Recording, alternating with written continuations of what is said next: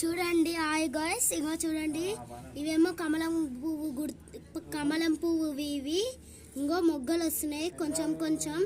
ఇవేమో బ్లాక్ ఉన్న వాళ్ళకి, బాయ్స్ కైనా గర్ల్స్ కైనా చిన్న పిల్లలకైనా ఇవి అక్కడ వస్తే ఎక్కడైనా. ఇంకో ఇది మేము పెట్టినాం, మా తమ్ముడికి మా మమ్మీకి అందరికి పెట్టినాం. ఇంకో ఇది మొన్న చెట్టు ఇరిగిపోయింది, మేమే ఇడగొట్టినాం పెట్టుకోనిక.